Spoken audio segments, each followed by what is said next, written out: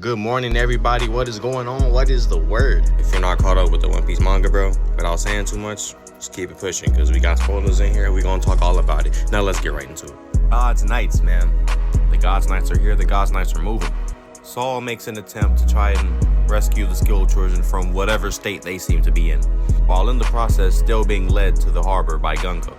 But Nico Robin quickly warns Saul to not touch the school children because of how their gym teacher ended up.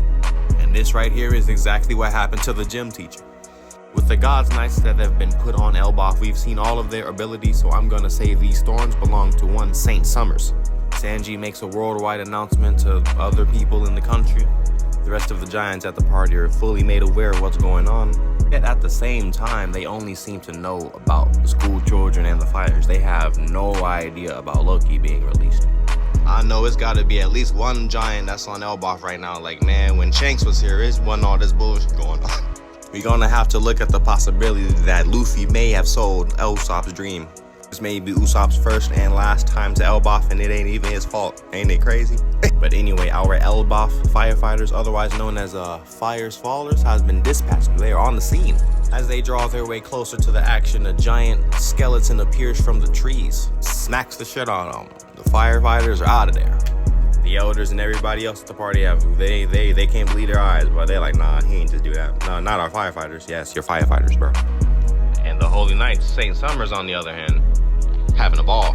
While all this is going on, they out here having brunch. And it is also made aware to us that Saint Summers has eaten the thorn fruit and he is a Briarman. Now, how the Holy Knights have been moving so far to me is how I feel Cypher Pole should have been moving this entire time. But as for my comments and opinions on the thorn fruit, I'm fully and well aware that Akainu possibly has the devil fruit ability with the most offensive power. The potential in its offensive powers could be top 5 in the verse. And considering that he may have awakened it, he could turn everything into spikes, he could put spikes on stuff. We already saw that, so yeah, danger. That's just me though. I guess whatever they were eating needed some salt, so my man's killing him put the sleep spell on Summers. Goes into his dreams like he going to a bag of chips and brings out some salt. And it's also confirmed that Saint Killingham is another devil fruit user with the mythical dragon fruit healing model. Also a dream materializing man. Fire. My thoughts on this ability right here, it's a complete hack. Complete hack.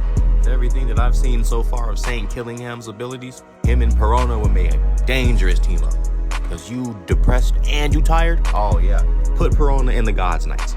I know Perona would never do that, but put Perona in the God's Knights. The Killingham Perona duo, Shaq and Kobe. He can manifest one neighborhood district, one community's biggest fears, and have their biggest fears take over that village. Yeah, this man is crazy. Saint Killingham is broken. But in other news, the salt was exactly what they needed. Summers and Killingham think they made a little easy mission. The game was a little bit too sweet, too easy. But Gunko's like, hey, I saw a pirate ship that's normally supposed to be for the residents. Nah, it's Straw Hat Luffy. So now they know. While the rest of the school kids continue going down to the harbor, they're just like, hey, whatever happens to them on the way there happens. We'll just get the next batch over. The Holy Knights are evil, right? I get it. But how their hands look. Anyway, we get back to that action. It looks like Loki's about to pull off a little 1v8. But I don't know if he has the strength to do so. Gerd says to Loki, we can't let anyone else turn to a victim in the Sun Realm. Loki's like, hey, it's already gonna be victims. The flame's already going. Now you can let me go or die. What's your choice gonna be? I'm in the business. I respect it. This is what I mean by Luffy selling, bro. When I said Luffy was selling Usopp's dream, bro, this man's trying to help and free one of the most dangerous evil niggas in all of Elbaf. Luffy finally, he finally realizes Loki don't want to be saved, and he put his hands up. It's time to fight.